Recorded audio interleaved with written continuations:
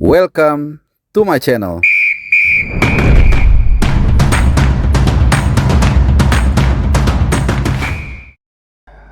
Selamat datang di channel Bung Harpa, saluran yang menjadi mata dan telinga cinta tim nasional Indonesia. Ya teman-teman semua, senang sekali kembali bisa menyapa kalian walaupun kondisi masih agak kurang fit, but it's okay. Mudah-mudahan dengan interaksi dan silaturahmi kita walaupun agak satu arah ya, tapi gue sesekali juga baca komen kalian akan membuat hormon endorfin dan juga kesehatan gue semakin baik ya. Tapi yang pasti ada yang sedang tidak baik-baik saja, ada sedikit mungkin kisruh lah ya, kisruh dalam 12 jam terakhir gua rasa ya, atau mungkin 24 jam terakhir, di mana ada statement dari salah seorang ya orang-orang besar lah di Indonesia yang akhirnya membuat jagat maya itu ramai, yaitu pernyataan dari Bapak Peter F. Gonta. Tapi teman-teman, sebelum kita ke sana, ini ada satu berita yang mungkin juga menarik untuk kita angkat di sini atau untuk kita ketahui. Jadi gue dapat info A1 ya. Ini nggak usah gue sebutin sumbernya, tapi ini ada ininya, ada apa namanya, ada buktinya, tertulisnya. Jadi terkait dengan proses pewarganegaraan Mes Hilgers, ya gue bacanya dengan lidah Indonesia aja, walaupun gue tahu cara bacanya dalam bahasa Belanda. Dan juga Eliano Renders itu dijadwalkan akan digelar rapat dengar pendapat dengan DPR, itu dijadwalkan hari Selasa. Catat tanggalnya ya, kalau kalian mau nonton kemungkinan besar juga akan disiarkan secara live. Selasa 17 September pukul 10.00 waktu Indonesia Barat. Gue ulang sekali lagi, ada info dari salah seorang anggota Komisi 10, itu sidang atau rapat dengar pendapat ya, istilahnya apa gue gak ngerti, pokoknya itu ya itulah ya yaitu Miss Helgers dan juga Eliano Renders itu hari Selasa 17 September pukul 10.00 waktu Indonesia Barat.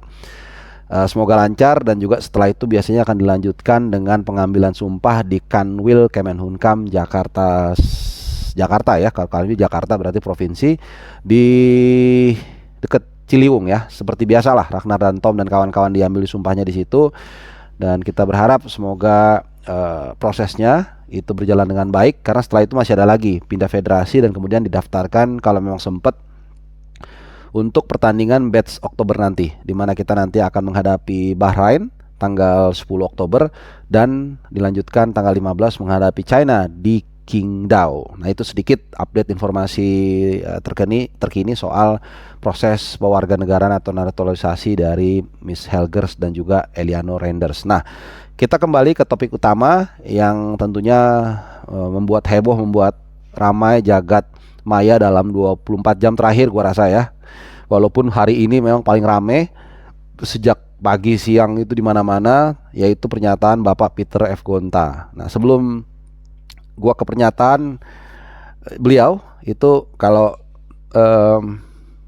gue pribadi ya dengar nama beliau itu identik dengan Orde Baru ya. Ini nggak ada pretensi apa-apa, karena memang beliau itu dulu adalah orang yang cukup dekat lah setahu gue dengan keluarga Cendana, dan juga dulu sempat kalau nggak salah tuh memiliki saham atau berkutat di Kebonjeruk lah, grup RCTI dan Indovision dan seterusnya gitu ya, walaupun katanya udah dijual.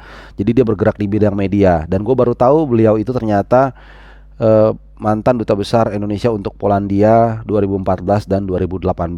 Nah, beliau mungkin sebagian dari kalian sudah mendengar pernyataan yang bersangkutan, dan gue akan share di sini seperti biasa ya, edit ala-ala gua sederhana, yang penting esensinya kalian bisa dapat ya. Jadi ada 8 poin yang diangkat ya. Tapi memang yang agak paling krusial di sini poin nomor 5. Jadi oke, gua baca dulu satu-satu deh ya, biar kita enak bareng-bareng. Yang nomor 1, dari pertama ya. Sungguh-sungguh galau, saya akan posting status yang akan membuat follower saya marah. Mungkin bukan follower dia doang ya, yang tadinya nggak follow dia, kalian jadi follow dia, antara kepo atau pengen bersilaturahmi. Tapi itu hak kalian. Tapi kalau menurut gua ya kita tetap jaga lisan ya. setuju dan nggak setuju tuh bebas aja ya. Mau nggak setuju juga nggak apa-apa.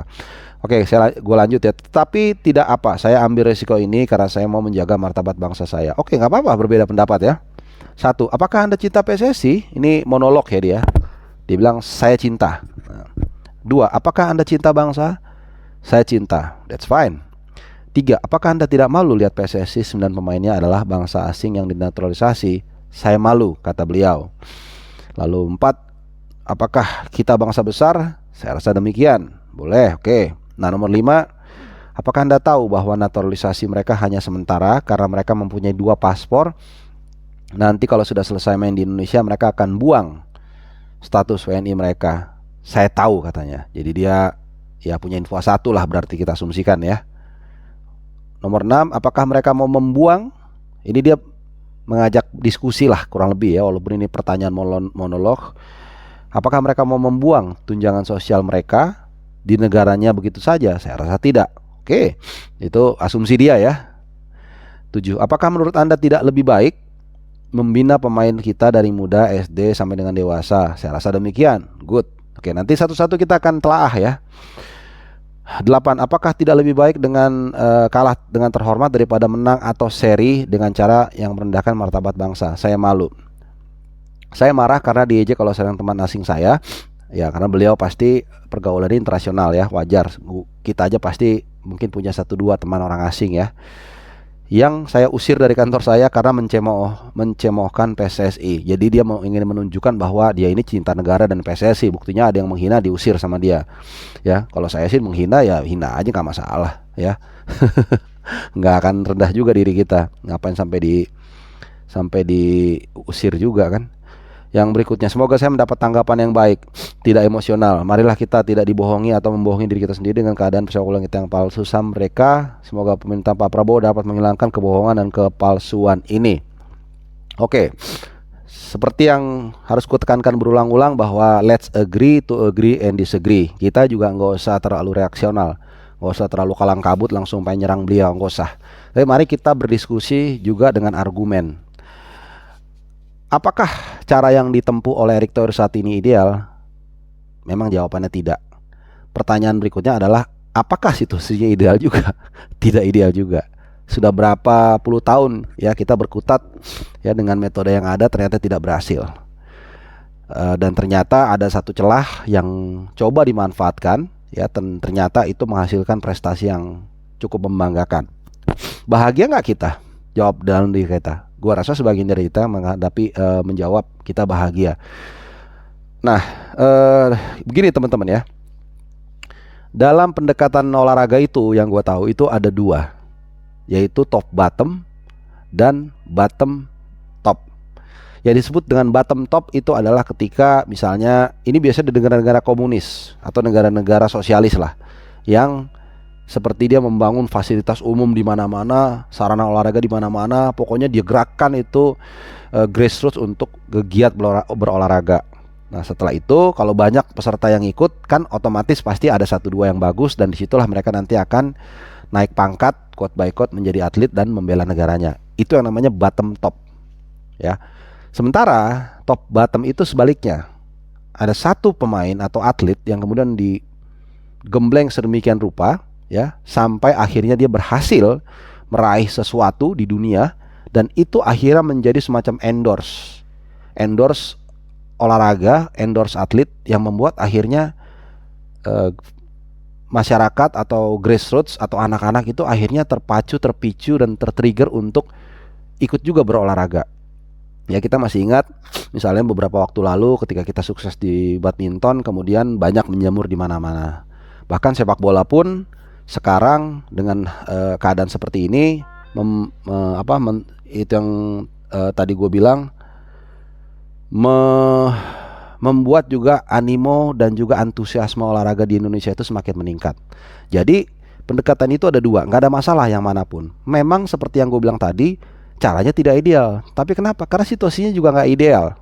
Apakah tidak ada pembinaan seperti yang dikatakan oleh Pak Peter Gonta ini di poin nomor 7? Apakah tidak lebih baik membina pemain kita dari muda, SD, dewasa, dan lain-lain? Mungkin Bapak Peter Gonta ini nggak pernah jalan ke Cisauk, jalan ke Tangerang di Depok, ada Villa 2000 di Tangerang dan seterusnya. Dari zaman Baheula juga SSB ada. Dari zaman dulu SSB apa Cinti di Senayan itu masih culun tuh udah ada gitu. Tapi memang tidak berjalan dengan baik. Dan sekarang di mana-mana menjamur. Ada FFF di Cipete, kemudian ada Boca Juniors, ada Arsenal dulu, gua nggak tahu masih ada Tonggar, Real Madrid dan seterusnya. Jadi poin nomor 7 ini terutama bahwa seolah-olah ya grassroots itu tidak dibangun itu terbantahkan. Lalu yang kedua, pembantahan ini lagi. Kita kemarin lihat bagaimana U19 kita di AFF bisa berprestasi. Ya 95% itu pemain katakanlah quote by quote asli Indonesia. Ya kemudian di U16 Goli dan kawan-kawan juga demikian. Kita juga main dengan mayoritas pemain asli Indonesia lah, katakan demikian ya biar gampang gua memaparkannya. Ada 1-2 si Matthew Baker atau apalah itu, tapi rata-rata orang Indonesia juga. Jadi bukannya nggak jalan. Jadi mungkin Pak Peter Gonta ini kurang terlalu jauh mainnya malah. Ya karena beliau kan pasti yang gue bilang tadi ya ke sana kemari bisnis atau apa segala macam dia nggak tahu gitu di grassroots itu jalan. Tapi memang mungkin metodenya kurang maksimal, silabusnya juga kurang bagus. Nah itu kan pelan-pelan. Karena apa yang dibenahi oleh Pak Erick Thohir ini adalah dari minus yang gue bilang tadi nggak ideal. Jadi sabar Pak, ya ada waktunya, ada caranya dan Pak Erick ini bukan tukang sulap. Dan yang perlu ditekankan lagi, yang paling penting adalah ask yourself, do you have any better idea? Gua nggak menutup kemungkinan juga kalau memang beliau ingin berkontribusi dalam bentuk apapun, ya. Tapi it's better to do something than to do nothing, gitu. It's better. Gua nggak bilang apa yang dilakukan oleh Pak Erick Thohir ini paling ideal, enggak. At least he does something. Nah, apa yang dilakukan Pak Peter Gonta? Mohon teman-teman kasih tahu gua kalau beliau ada mungkin membuat seperti dulu Pak Arifin Panigoro, ya terlepas dari pilihan arah politik Pak Arifin Panigoro dalam PSSI, tapi beliau dari dulu gue tahu suka mengadakan kompetisi di kelas usia Liga Medco jalan. Jadi beliau juga berhak kalau itu untuk mengatakan sesuatu karena memang itu tadi beliau juga sudah memberikan kontribusinya. Tapi Pak Peter Gonta gue nggak tahu, bukan gue bilang nggak. Ya mungkin kalian yang punya informasi bisa mengatakan Pak Peter itu dulu membiayai pemain kita belajar bola di luar atau apa, mungkin aja gue nggak tahu ya. Tapi at least Pak Erick Thohir do something gitu loh. Menurut gue itu yang perlu kita hargai. Dan on the top of that, walaupun mungkin kalian bilang ini sebagai sebuah addiction atau apapun itu namanya ya, dengan pemain naturalisasi, pemain diaspora, naturalisasi ataupun namanya, kalau saya sih nggak terlalu peduli ya. Saya nggak terlalu peduli kalau saya. Tapi yang penting adalah kita punya semangat dulu, ya, punya euforia dulu.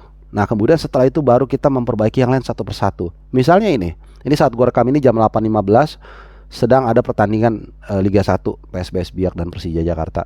Pak Erick Thohir sudah menginstal VAR. Itu kan salah satu langkah perbaikan yang dilakukan.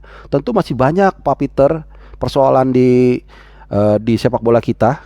Bahkan dulu jujur ya, gua adalah orang yang mengatakan malaikat aja nggak bisa ngebedahin sepak bola kita. Saking kacau balaunya, saking carut marutnya.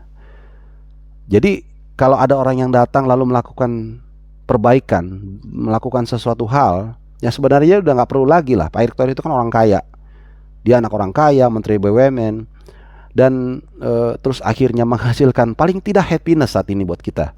Gua rasa nggak ada masalah. Dan itu tadi, yang lain mudah-mudahan akan mengikuti pelan-pelan. Sabar Pak, ya sabar. Pak Erick Thohir ini juga bukan malaikat ya. Walaupun tadi gue bilang malaikat aja nggak bisa. Tadinya ini bukan, jangan diambil harafiah ya. Ini karena gue saking desperate-nya dulu ngelihat sepak bola kita. Jadi boleh Bapak berpendapat, tapi kalau bisa ya kontribusi Bapak tunjukkan juga Pak, biar kita juga respect untuk mendengarkan pendapat Bapak. Nah, yang terakhir ya terkait dengan kedepannya sepak bola kita. Ya kita tahu bahwa grassroots ini memang jadi perhatian yang sangat penting ya. Dan gua rasa nggak apa-apa ya, Pak Erick Thohir juga pasti akan dengar dan pelan-pelan itu akan dibangun kompetisi kelas usia. Semoga juga saran apa ataupun pandangan dari Pak Peter itu bisa didengar Pak Erick Thohir dan kemudian berbenah lebih baik lagi. Dan kalau bisa Pak Peter bantu juga. Pak Peter kan orang kaya, jadi mungkin Pak Peter bisa ya bantu kayak sponsorin apa, atau perusahaan Bapak bantu grassroots atau apa ya. Kalau sudah ada memang terima kasih, kalau belum ya coba bantu gitu loh. Karena masyarakat udah membantu, salah satunya dengan datang ke stadion, membayar tiket, itu kan juga untuk membiayai timnas dan lain-lain ya. Jadi lucu lah kalau melihat sedikit kita flashback ya. Ini kan fenomena sebagian dari orang kita ya, senang melihat susah melihat orang senang, senang melihat orang susah. Dulu juga di badminton juga sempat seperti itu kan. Ya ketika grup Jarum yang kita tahu dari dulu memang menjadi apa namanya? Sebentar ya, kita minum lemon tea dulu. Yang menjadi backbone dari kedikdayaan bulu tangkis kita kemudian diributkan ya karena dianggap mengeksploitasi anak dan lain-lain. Well, kata Jarum ya udah, kalau lu nggak suka gua, lu merasa gua nggak benar, gua keluar aja, karena masalah. Toh uang gua juga banyak.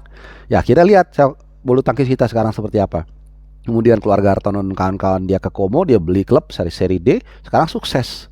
Ya jadi ada fenomena di kita itu senang susah melihat orang senang gitu. Jadi